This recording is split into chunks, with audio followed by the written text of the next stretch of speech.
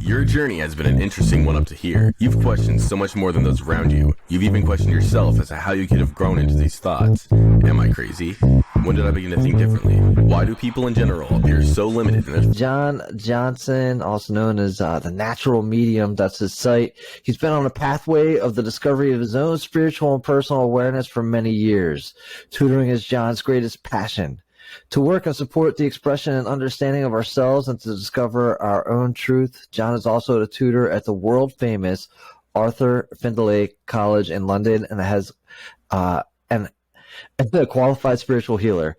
Self-development has always been a passion for John, and he continues to use this in his teaching philosophies today. John, how you doing? Thanks for joining today. Very well. Lovely to be with you and speak with you, so looking forward to it. Yeah, fantastic. So you and I connected through a mutual friend of ours, Deb Levine, and she speaks the world of you, loves you to death. You and I connected not too long ago, had a really nice conversation, and you came back anyways, right? So one of the ways I like to start this off with, John, is that you and I were vessels for spiritual energy, right? Creative, universal energy, call it whatever you'd like. There's a message that's coming through you that's going to reach one of our listeners today that can only be delivered through you in this way. What is that message today, John? Well, no pressure on that one. I think one of the big things about life is to make sure that we live truth and truly to ourselves, to do the things that feel right for us that might not be right for everybody else. We're very, very, I suppose, very hard on ourselves, giving ourselves the space to live truly to who and what we are, because we always want to please other people or make sure other people are happy or show that we're progressing, we're not standing still. So I think for me, I would be really trying to encourage anybody and everybody, and also when I speak to other people, I always talk to myself, is to encourage stay in your truth, do the things that are right for you, even if you're not really sure, keep on going. I think it's a really important thing to keep on going. 100%. It's funny. I just got done making a post that I don't know if you've ever watched Mrs. Maisel, The Marvelous Mrs. Maisel. Really great series on Amazon, and the finale just talks a little bit about what you're saying there, right? She's Mrs. Maisel's kind of hiding behind like these self-imposed limitations, yep. Right? Saying, yes, I want this thing, but only if it happens in this way that I've got outlined for me. Yeah. Right. Yeah. Which in the series is keeping her from her truth. Right. Yeah. Can we talk a little bit about how you work with your clients and keeping them aligned with their truth and bypassing some of their self-imposed limitations? Yeah, the thing about human nature, I'm a big interest in the psychology of people. So why do we do what we do? Why do we not do the things, blah, blah, blah? So for me to really start to understand people is to understand myself. So that's the start point. I need to understand John and what he is and how he is before trying to help anybody else. So I think one of the things about human nature and us as individuals is that we love to have comfort and safety. So we always look for comfort and we always want to have safety, but we also love familiarity. So if it's unfamiliar, we'd rather walk the same pathway, do the same thing that's painful, rather than try something that might be less painful. But the fear of doing something less painful is more fearful, so we end up keep back to the familiar again. So for me, one of the things about the development of the person, which is where the interest really lies, is first of all to find out where they really are in their truth, as opposed to where they think or what they want the people around them to think is their truth. I mean, we all have it's called the masks of life. We have the mask we put on to go to work. We've got the mask for the friends. We've got the mask for the relation. And it's really about trying to take all those masks away, because the question is always, what is it you're so afraid of? What is the fear? What is it that you think is so bad, that's going to be so wrong, that's going to be so destructive for you just to be you? And it's amazing the stuff that we all have individually in our minds. what we're brought up to think about ourselves, what we think our parents or peers expect of us, the demands of what makes you successful in the world, what kind of person do you have to be to have a good relationship, a good job. There's so much stuff that's put into us and programmed into us that doesn't necessarily match who we are and what we are. And for me, it's like deciphering what's true and what's not true. And the hardest thing is that when you challenge people's realities, they start to recognize that that's not their reality, which is a really scary thing to happen, because when you wake up to your actual reality, it's a very scary place to be, because all the little bubbles start to pop around you because you thought you were that. In fact, you turn out you're not. You thought this was important, but it turns out that it wasn't overly important. And you start to recognize the limitations that we've created for ourselves. And of course, we always want to blame other people and blame circumstances. But there's a great philosophy, which is that, that trauma and difficulties happen to everybody.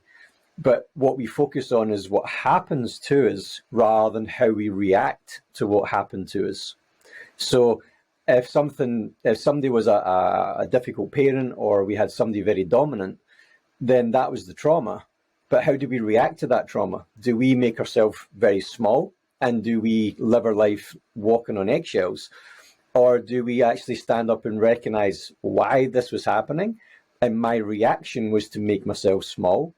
So then I can wake up to the reality and say, well, I'm actually not small, which means I don't need to hide, which means, well, actually, I don't know what I want to do with myself because I've always been hiding. So it sort of cracks open that shell of what we think we are into the reality of who we are, which is why a lot of times people don't necessarily, respectfully, don't always do the work, because it's the hard way. The easy way is just to hide within the clouds and the fluff of spirituality. And the hard way is to sit back, sit down, and really go into the depth of your own soul and really look deeply at yourself and recognize the truth of what you are. And then the question is obviously, what is truth? So it just keeps on coming. It's like a snowball. Yeah, no, definitely a lot in there, right? I think that, a line we use over here in the stateside anyways, and you may use it over there, it's like the devil is right, better than the one that you don't, right? And so, and it really sounds like, a lot of what you're talking about too is that people, they have these stories built up, and like you're talking about, once you kind of, pop this bubble, or I think another analogy I've heard is, a house of cards, right? You pull one of those cards out, the whole thing tumbles down, and then they're left. I gotta imagine reevaluating their story, right? Or they're left, as you talked about, like seeing all the masks in front of them versus on them, right? Seeing for a moment that they've got all these masks in front of them. In terms of kind of helping people to challenge their reality, and John, we jumped right into this, right? In terms of helping people, challenge their reality. What are some tools? What are some ways that you like to help to do that? Well, I think one of the first things that I always do, I always want to speak to the person, get a kind of feeling about where they are with themselves. Because if somebody's let's say somebody's very self-destructive and very self-critical, if you're going to challenge the reality very quickly, you can just push them over the edge of themselves. So the first thing is always to be very conscious of where they are, and be very careful of how far down the rabbit hole you want to go before really trying to do the proper work. So for me, there's very simple practices like, you mentioned Deb Levine earlier. When I remember, even with Deb and people like Deb, there's this purity within them. They have this need to help and want people. And sometimes the thing that's getting in the way is never the ability of what they are, it's the person. So when you start to forget about the ability, somebody wants to be a doctor, a nurse, a therapist, an intuitive worker, an energy worker, any of these kind of things, it's there for everybody, because it's not even negotiable. It's there. The potential lies within the presence of the power. But is the person able to release themselves? Is the person able to surrender to who they are? That's the struggle, because the wonderful thing, I have a phrase or saying, which is, that when you develop the person, you will unlock the potential of the person. And what we do in today is that we try to give people tools to make them into something, hoping that will get them to come to themselves. But the actual process is the opposite. So what I do, when people come to me and say, I want to learn to do mediumship, or I want to learn to be more intuitive, the first thing I ask them is why. And then they say, well, because and they don't have an answer exactly always, because they haven't thought about why they want to do it. They're just busy trying to get somewhere, which is normal for, a huge percentage of us. I probably did the same thing when I started. But then the question is, okay, so why do you want to do it? Well, because I'm sensitive. And then I challenge, I'm sensitive, and say, okay, well, show me somebody on the planet who's not sensitive. So that answer doesn't work. So what's the reason you want to do it? So what happens is you start to challenge their belief, because belief is the foundation of the whole thing. It's truth, but the truth lies in the foundation of belief. Because if you come from a certain belief system and you'll install a belief in yourself in a certain way, as soon as you recognize belief is the one thing that you can't take off anybody. You can take everything off somebody, but you can't take their belief. It's something that's deep within the essence of who they are. So to challenge the reality is to challenge the belief. So then I give them exercises and ask them questions like, so what would be the purpose of that? What would be the purpose of this? And when they give me the purpose, they might say, well, I want to be aware of energy and I want to work intuitively, and that's why. And I say, but what do you want to do with it? Well, I want to be able to look into the future and I want to be able to make predictions. And I say, okay, so tell me, why is that so important for you to do that? And what it means is that they're having to dig deeper into the answers of the questions they don't want to ask themselves. So it keeps, almost like you're forcing them into the space of the self to actually find out. And sometimes the answer comes where, well, I'm actually afraid of my own life, which is why I want to know what's happening. And it's like, well, is that the right reason to develop this then? So I'm not somebody who just, I'm very, well, Deb maybe said, I'm very precise and critical in many ways towards myself, but I am not somebody who wants to help people become the magician, or I'm not interested in people becoming the showman. If they are the showman because that's what their ability presents, that's what they will become. But most people with integrity have a self-healing process where they just come home. And when they come home, what they felt they wanted to do might not be actually what they actually do. And I think that's the big difference when you awaken and ask the question. They actually feel, I want to be an intuitive, I want to be this, I want to be that. But when they go through the whole process of development, at the end of it, they might say, I actually want to be want to work in Chinese medicine, or I want to be a masseur. And you go, great, perfect. I'm really happy for you, because we don't need to have 300 million mediums on the planet. It's not needed. We need good people who do their job that's right for their soul, where they express what's right for them in the way that's right for them, that brings us back into the naturalness, the truth, and also the belief system. So it keeps challenging by asking certain questions to try and get them into that space of what is the reality of belief. Because I think if you have the reality of your own belief and you're honest about it, it opens all the doors for you. And then ability presents itself.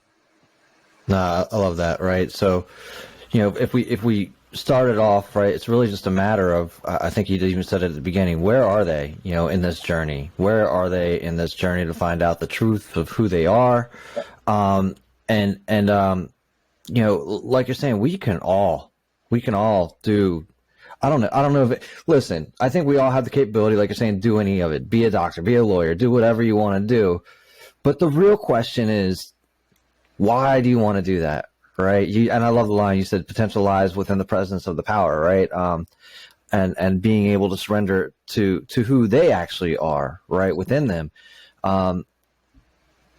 And asking those deeper questions that we're just not asking those questions, right? It's like, oh, wow, don't get me wrong. Like, so, I had an interaction with this thing and that person. I want to go do that. Okay. Yeah. Why? Yeah. Why? Right. Why? Yeah. And if they don't answer that question immediately, and this is what I found for myself, John, and this is probably what you've seen too, is like, they go and they do the thing and they realize that that's not for them. Absolutely. Right. Yeah. But it could, and it sounds like your journey, right, led you like, hey, I wanted to go do the same. No, leads me over here. Yeah. Leads me over here. And I love too, like, the idea of, hey, I don't want to work with somebody that's just doing this from like a magician and showmanship state, right? Did I capture that correctly? Like, you want somebody, the people that you like to work with, or really getting deep. This coming home thing. When you're talking about coming home, you don't mean coming home to get their tea on the kettle. You're talking about coming home to the truth of who they are, right? And I can't remember whether or not, I think when we had this conversation before, and when I first started on my journey, a big piece of it, John, was like just beginning, where you are, right? Just begin where you are, start with that thing that you think you want to do. And I felt empowered, right? Like liberated, right? This expressing the truth of who I had no idea what exactly it was I was expressing, but I was feeling a greatness. And when I say a greatness, I'm not talking about like I'm number one. I felt filled with something, right? And I would go ask other people. I'd say, what's it like for you to step into your greatness? And they would, it was like, whoa, there's nothing great about me. Yeah. And I think that what you're trying to show these people, there's something great about everybody. Yeah.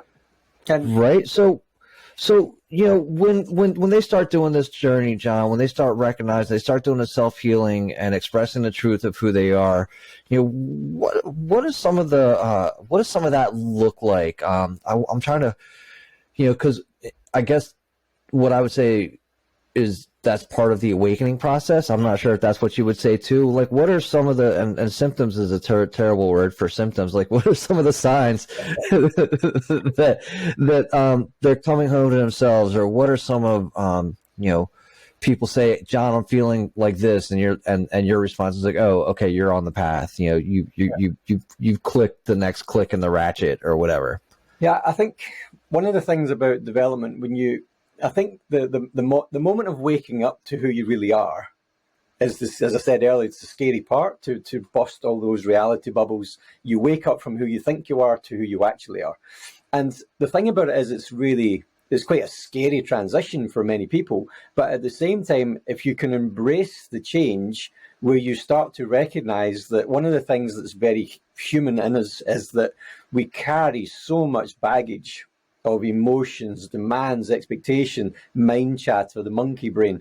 When you actually notice how much energy that costs you to live in a way that's not right for you, but you keep doing it anyway, when you start to notice that you have more energy all of a sudden because you've made small changes in your thinking or small changes in your actions, or you start to respect yourself a little bit more, and you notice all of a sudden you have more time, you have more energy, then you're already showing that you're starting to wake up to the truth and reality of what you actually need in your life as opposed to what you have been doing. The one that always is really hard is the thing about the challenge of this kind of wakening up to yourself spiritually. It also means that the creation of what you have around you always starts to flip and change, which is the scary part. So when, for example, I remember when I started to be true to my own self and started to really feel and do the things that felt right with me, I started to have problems in relationships, friends, because I wasn't being what they always wanted me to be. And I started to go, wait a minute, this is your problem between you and them, so you deal with it. And I was always the person who went, okay, I'd go in and try and find an answer and a solution and because I said, wait a minute, that's not my job. You've created the problem between each other. So suck it up and go and solve it.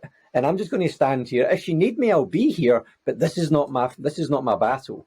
And what you find is that those people then call you selfish. because you're selfish, because you don't care, because, and what's happening in a psychological sense is that you're owning your own power. You're starting to do what feels right for you, but they're now having to take responsibilities that they never took before because you always took their responsibility. So you would solve the problem, which means they never had to deal with it. And all of a sudden you say, suck it up, it's not my problem.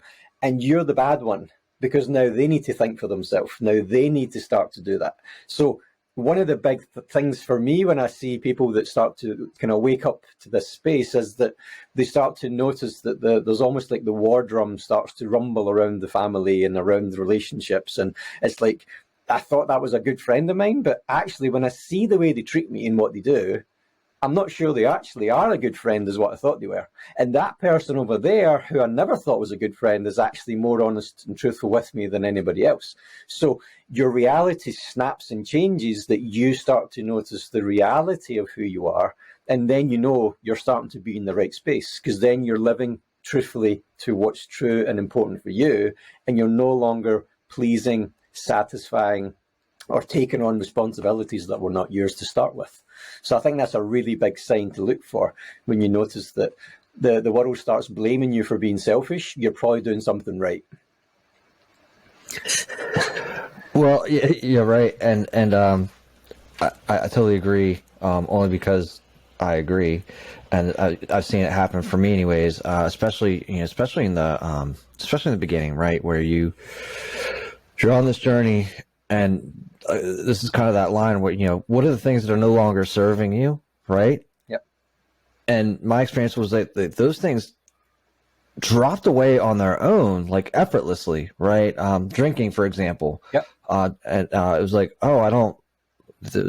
please, like, there's no reason for me to keep doing this. As a matter of fact, if I keep doing this, it's like, there's all this no good that's coming of it. And then when I stopped drinking, like, here's all the people that stopped wanting to hang out, right? Exactly. Yeah. We're like, why'd you quit drinking? I was like, well, why would I need to explain myself? Like, that doesn't even make any sense, right? Because because other people are curious, because they want to do it too, right? But they haven't gotten to this space. And then this other area that you're talking about, like, I'm not going to do this for you anymore because you really need to be able to do that on your own, or like, I have.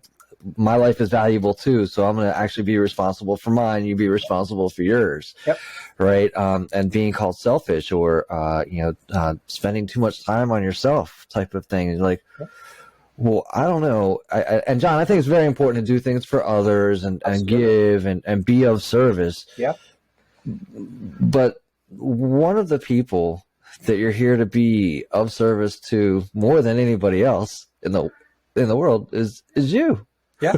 Well, right? You can't serve and look after yourself, then you're only going to sacrifice your own self to help everybody else be happy. And the thing about that is that when you create the pattern of, I'm going to make this person happy so I can be happy, that never works, because they end up becoming so happy that they got on with life and achieve, and you're sitting back going, oh, what about me?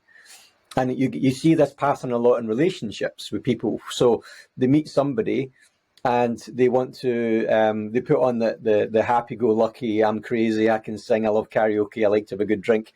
And they want to be something, to be impressed, to be liked. And after a few months, when they start to calm down and relationship starts to become a bit more normal, they go, I don't really feel it going out and drinking, I'm not really all that bothered. And the person who they've just met says, yeah, but when I met you, you were crazy and wild and you did this. And they go, yeah.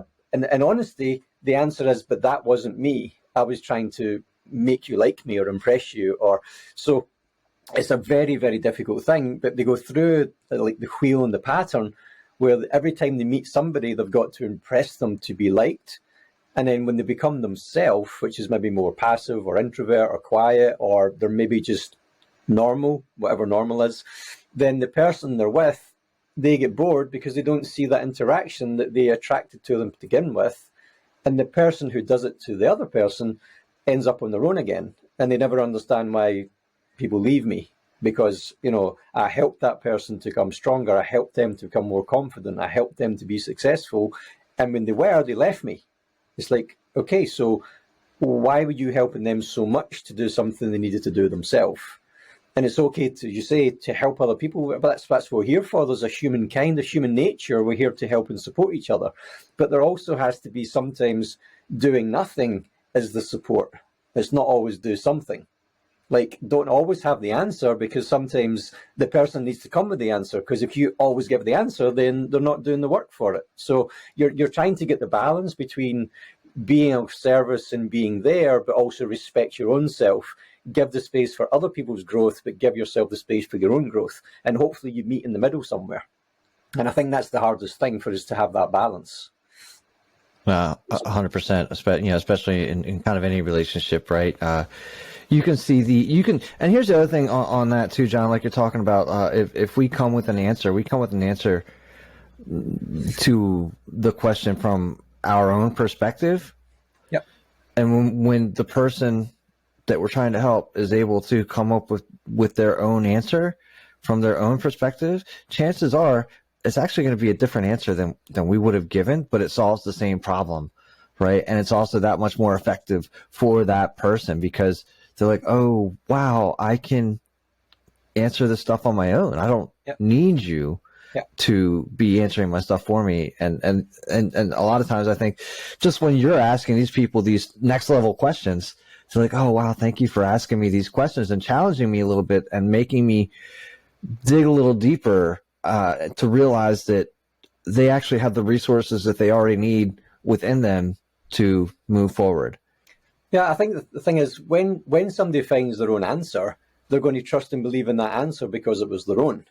And even with me, when I do any teaching or workshops, I actually tell the people who come on courses, and I'm going to ask you more questions than you ask me. And normally it's always the teacher's the one who tells the answers and tells everybody how it's going to be. But I do the opposite, because if somebody says to me, well, I have a problem with this, what do you think? Then I say, well, what do you think? And they go, well, I don't know, I'm asking you. And I go, yeah, but I want you to come and tell me what's happening, rather than me I can give you an answer every day, but it doesn't mean it's the right answer. I want you to come and tell me what you discovered, and then I'll give you something, because the development's always about, if I choose to do it myself, and this is, again, a really important thing with a lot of the work that I do, when somebody has success, and somebody lands on the money, they do something that's so important, so powerful, such a transformation, I want them to wake up and recognize they did the work. I don't want them waking up and saying, oh, John, thanks so much because you helped me. Now, I want them to give themselves the credit for the work that they did, because they found the answer. Now, I might have been an instigator to shove them and poke them in the eye to get them where they want to go, but they're the ones that can wake up and say to their friends and family, I made this choice and I am happy because I feel happier now than I've ever done.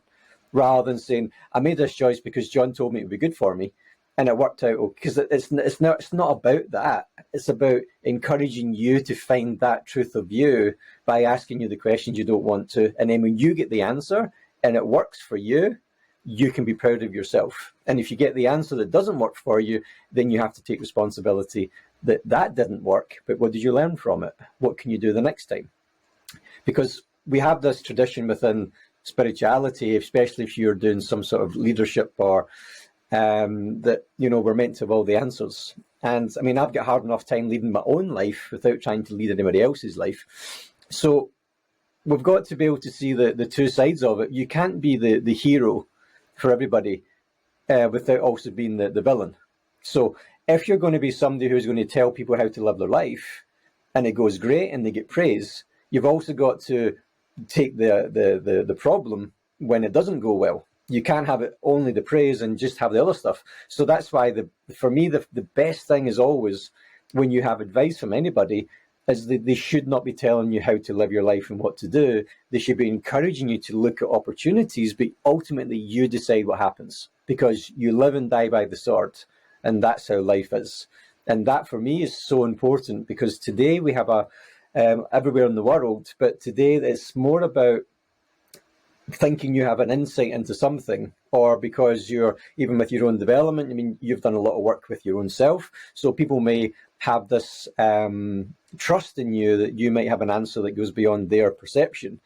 But at the same time, if it goes beyond their perception, they're not going to get it anyway. So they might as well answer their own question and come to the truth where they are, And not because we're bigger than each other, it's just because we have different pathways of understandings. So I would rather somebody wakes up and says, this is my understanding, this feels right for me, and I can say, wow, well done, congratulations. You did so well, be proud of yourself. Rather than I get the praise when in fact it's not my life to be praised. They need to have that power of themselves and that love of themselves and really be in contact with that spark of divinity to recognize they are the power that created it. And the power that creates is the power to heal. The power that creates is the power to move. It's all there. We just got to tap in and believe in it. So I think it's a really important thing that people get. They get the answers themselves with encouragement. But at the end of the day, their answer is the most powerful answer. Yeah, no, right. And, I think the line that I use on that most of the time is, you're both the gift and the giver, right? And you give that gift to yourself and you're able to give it, and it just kind of, replenishes itself, right? And to your point, right? Certainly been in position where people, may think that I have an answer for their question or their quandary, but I gotta tell them, no. This isn't my area of expertise, right? I don't know what it is that you're looking at. Here's what it seems like to me. I'm happily point you in like a direction that I might go in and seek an answer for yourself, right? And that's been very effective. And they come back supercharged. They come back very excited. This is what I found, and oh my God, this is my experience. So helping people to empower themselves sounds like, kind of like what you're about. Now, John, I think one of the things we didn't really even dig into much, we talked a little bit about your background. You're a tutor. You're a tutor of what? Well, I call it the intuitive arts. When I started, it was always called, you call yourself a medium and blah blah blah. But for me, it's too narrow to be called a medium. If you look up the word medium, it actually says it's the medium between two things. So I actually talk more about the intuitive arts. So for me, it's a lot about everybody has an intuitive art, whether you draw, paint, sing, dance, write, speak. There's something intuitive about the art of your expression. And for me, the expression of communication and self-development is that intuitive art. You learn to be in contact with the intuitive power. You learn to trust yourself, which is the thing that everybody wants, is to trust themselves and believe in themselves. And for me, it's about trying to knock through all the stuff that stops us getting in contact with that intuitive ability. So that's why it becomes an art of intuition. It's an art of expression rather than it's something you need to become a master of, and you need to have a job, and you have to become, because you're sensitive, you need to have a company. It's not that journey. If that's the journey for you, then that's what it will become. But the journey is really the intuitive arts of unfolding this intuitive ability that, again, we don't give ourselves the credit of how intelligent we are within the soul. Very simply, we're born into the world, we have this sense of awareness, and by the time we get to the age of 5, 6, 7, we're told to think and analyze. And that purity of who we are, it's still there. We've just lost contact with it. So when we get older, and hopefully a little bit wiser, then we start to give ourselves permission to tap back into that intuitive gift that's already there. And that's why I don't even like the word gift, because it's not actually a gift. It's sort of part of the package. It's like buying a computer without a hard drive. It doesn't happen. You buy a computer, there's a hard drive that comes with a hard drive because that's what the computer needs. So for me, the ability of awareness it's already packaged within the soul's experience, and you're just trying to get back in touch with that intuitive art. So that's why for me, I'd rather say tutor of intuitive arts or tutor of self-development, discovery, intuitive arts. That kind of area is more where I think where my interest mostly lies. Yeah. Awesome. And so when somebody comes to you for kind of expression of these arts, and it sounds like you're almost willing to let them go if you realize it's not a fit too, right? It's like, hey, let's why you want to be here. So who do you feel is like the best fit for what you have to offer? I don't think there is a specific, for me, there's no specific thing or checklist, because it's purely if somebody feels drawn to awaken to trust themselves, or they have experiences of an awareness which they're not sure are real, they want to trust, or energetically wise, all we're actually doing is we're giving ourselves permission to find out what we can find out about it. Very often we hear stories, as I said, about somebody's super sensitive and oversensitive. Well, I don't believe in oversensitive people. I believe in people who are very sensitive, who are not in control of their sensitivity. They don't understand it, which is why they become oversensitive. Or you cry all the time and you get affected by everything, and you're that. It's only because they're not in control of what they're aware of. It's not because they're more sensitive than anybody else. And then you have the other people in the spectrum who are like the sensitivity of a piece of wood, who want to have more sensitivity. And it's like, well, you know that you are sensitive, but you're not allowing yourself. So what are you afraid of? What is it you're not allowing yourself to be vulnerable to with yourself? What is it you're afraid? What do you think is going to happen? So there's no right or wrong. And it's also what I teach when I say to people, I don't really have, we need to categorize people with beginners, intermediate and advanced of levels of experience. But at the same time, we can have somebody with no experience who can actually trust themselves and do more of a better experience than somebody who has lots of experience. Because sometimes knowledge is power, but sometimes knowledge destroys the naturalness. So there's no real, but again, it's just, I think it's just one of those areas where if you feel drawn to discover, then just be open to see what's there. And then it will actually draw you forward in its own way, the way that it needs to be for yourself. So there's no right and wrong. There's no good or bad. Nobody's better than anybody else. Nobody can and nobody can't. It's really just allowing yourself to be honest and just find out what you can find out from yourself about yourself. That will actually unleash the intuitive ability. Nah, I love that. I love the idea too, right? You're not overly sensitive. Everybody's pretty much got the same amount of sensitivities. It's how you respond to those sensitivities, and where would you like to be along that thread? If you're okay crying all the time, be okay with crying all the time. Like that's a great release, anyways. But realize that is your choice. Right. And realize that if you want to, kind of come along somewhere in that and same way, vice versa. Right. I would say I'm more along the vice versa side, of, not feeling right. But also understanding that I have the capacity and capability to feel in a greater, sense. What am I afraid of? I don't know. I'm not doing that with you today though. The other piece too that you'd mentioned is and I think this is really powerful, and it's the idea that a beginner can actually in the beginning have more success, quote unquote success in an endeavor than somebody who's had the experience, primarily because they haven't they don't know what the theoretical limitations are. Absolutely. Right. Yep. They don't know. Well, last time I did this, or my previous experiences, or the people that I work with have influenced these experiences, yep. And so I believe that these are the ceilings, these are the thresholds, yep. And so I guess that also points to the idea of always trying to have a beginner's mind. Yeah, I mean the thing is, there's no limitations and no boundaries other than the ones we create, and.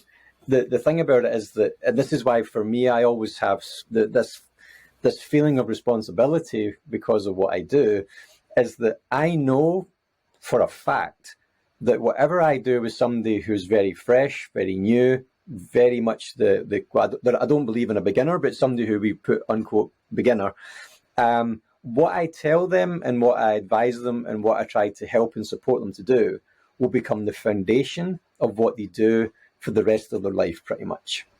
So when somebody has a foundation, which is, I'm very down to earth about the whole thing. So when somebody has a foundation, which is like bells and fluffy clouds and purple things and unicorns and these lovely things, that's the foundation where there's no essence of life and strength in it, as they develop after 2, 3, 4 years, and they try to get more deeper in contact with what they're doing, they have to actually break all those habits to try and learn the truth of the habit. So if that's why I've said to many times that the teacher or the influencer has so much responsibility, because what I tell you or what I influence you to discover will become the foundation of what you do. So that's why, as somebody who's new, they're a clean slate. They don't know anything. And when I teach, normally people sometimes, they call me the unteacher, because I don't actually tell them how to do things. I try and encourage them to undo things, because when you undo it and you actually allow the natural expression, nobody needs to teach you. Somebody just has to keep you within reality of what your sensitivity is trying to do, and that will naturally move. My job is to match the movement of them. It's not me to tell them to do what I do, because then I'm making a clone of myself. So it's very much about the person who's new. They are so easily influenced because they believe you, because you are the teacher, the instructor. And I often challenge them and say, okay, so what would be the simplest way to do this? And they say, well, I don't know, I need to open a door and, to meditate for half an hour, and I have to put on a blue light, and I have to wear a crystal, and I have to do. And I say, okay, so let's start. And they do it, or they do something. And I say, well, you never put a crystal on, you never meditated, and you never put a light on and lie down for half an hour, but you did it. So what does that tell you? And then you see them going, oh man, yeah, so all that stuff I think I need to do, I don't actually need to do, but that scares me because I like the safety and the comfort of doing it. Yeah, but you don't have to do it. You've just proven yourself you don't. So now it's your choice. Do you want to do that? Or do you want to just go with what happened because that was natural for you to do? So the challenge is constantly trying to not teach them anything, but give them the space to grow and learn. So it's an interesting journey. No doubt. And it sounds, I understand that you're very good at what you do, right? I know Deb again, refers to you and regards you very highly, and so super excited that we got the connection here.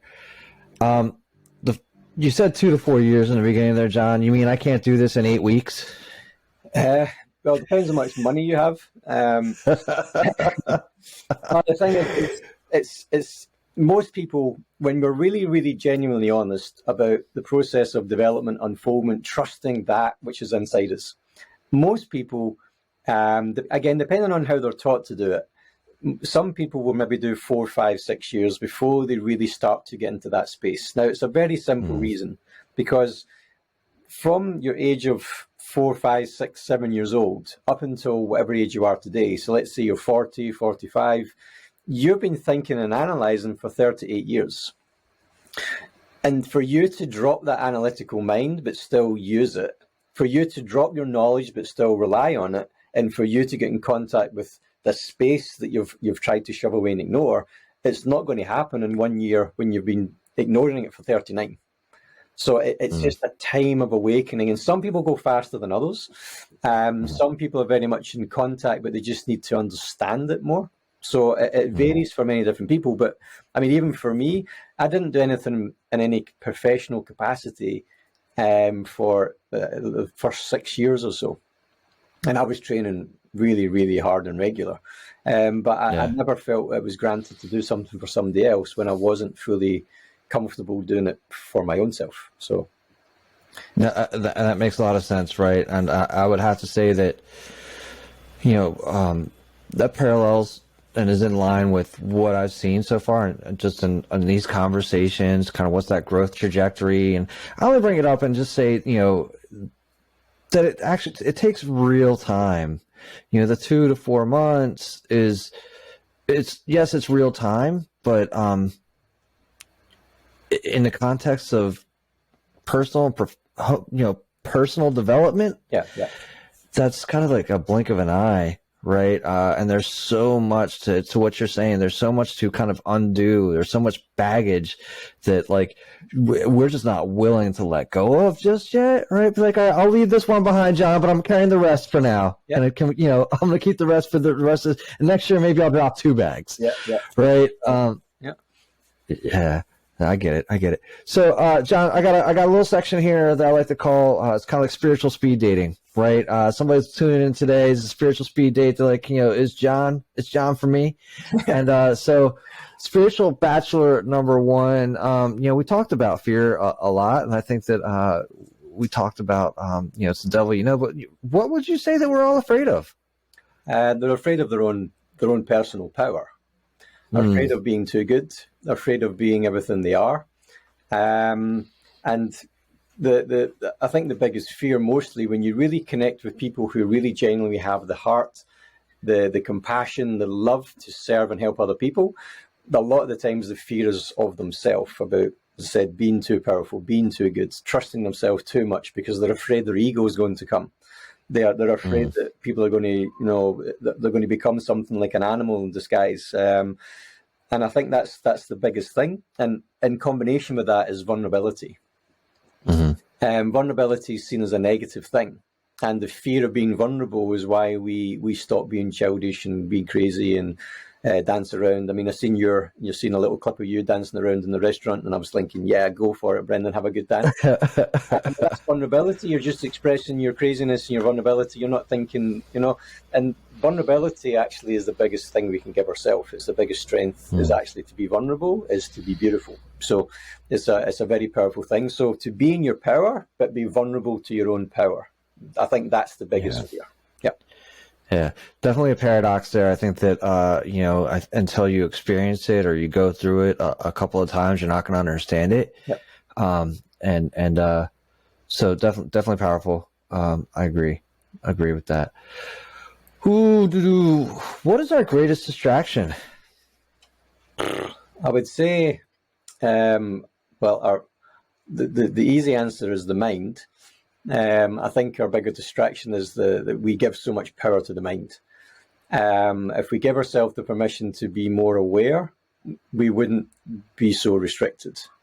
So I think the mind is the biggest distraction. There's a wonderful quote which I would love to tell you what it is exactly word for word and who said it, but right now my brain freezes up. But it's along the lines of we've created a society which honours the mind and forgets the soul, and you know the one I'm talking about. That it's such a true, powerful thing that we give so much power to the mind. And the thing is, respectfully, the mind is stupid. The mind doesn't know what it's going to do. It's waiting for impulse. So we're giving power to something that doesn't know the best for ourselves. And then the mind just flips us all the time because we give power to something which is actually the passenger, it's not the driver. So for me, I think the biggest influence we have is our own actual mind, I would say. So how do we avoid that distraction? But a bucket of water is always a good place to start. I think it's, again, I think it's about just being able to break away from the things that we think we are and the world we're in. I mean, even just taking little sabbaticals, taking a little time of, these silent meditations, silent retreats, just something that gives us a break from ourselves and from the environment that we live in, and just pulling us away, giving us space just to reflect and just be. Because in that space, hopefully we connect with our reality and our truth, and that hopefully will help us wake up. Now, the hard thing is that even like COVID, obviously, is a really good example where we all get stuck in a sort of time warp, and we all made choices and decisions. That's it. I'm not going to go back and do that anymore, and that wasn't good for me. And now I've had the rest. I recognise I was working too much, and slowly the world starts to turn. How many of us are going back into the old routine? How many of us are staying true to what we discovered? So that's what I mean by the influence of what we think and demand, because it's what we think we need to do. I think I need to go and work 100 hours again a week, but we've proved that I don't have to do that. But I'm back doing it again because my mind thinks that's important. So I think that's a very big kind of paradox. Yeah. No, 100%. I appreciate that. Well, John, thank you so much for being on and hanging out today. If a spiritual listener decides that you are the next spiritual date, where should they go and find out more about you? Well, the easiest thing is I have a very kind of basic website. I'm not a big social media fan, although I'm trying to allow myself to become a little bit more accessible and available. So the easiest thing is the website, which is www.tutorjohnjohnson.com. And Instagram, it's the natural medium. So the_natural_medium. So that's probably the two places that I'm more actively aware. But as I said, I get Deb, who's one of the people obviously that contacted you. She's been at me for a long time to say, "Come on, you have to tell people." And I'm going, "Oh God, I don't want to tell people because it's not my thing. I'm happy to do the work I do, and I'm happy to do what I do, but I'm just to throw myself out there is it's a bit awkward. That's my lack of vulnerability to that. Yeah. There you go. Well, there you go. You're practicing what you preach. Making yourself uncomfortable. Leaving the devil. Yep. Well, if you're walking through hell, keep on walking. That's it. Got to keep going. I got it. Well, John, thanks again so much for being on today. Thanks for inviting me, and it's been great talking to you. And wish you a lovely day and your listeners. Really hope you enjoyed this episode of the Spiritual Dope Podcast. Stay connected with us directly through spiritualdope.co. You can also join the discussion on Facebook, Spiritual Dope, and Instagram at spiritual_dope. If you would like to speak with us, send us an email through brendan@spiritualdope.co. And as always, thank you for cultivating your mindset and creating a better reality. This concludes the most thought-provoking part of your day. Don't forget to like and subscribe to stay fully up to date. Until next time, be kind to yourself and trust your intuition.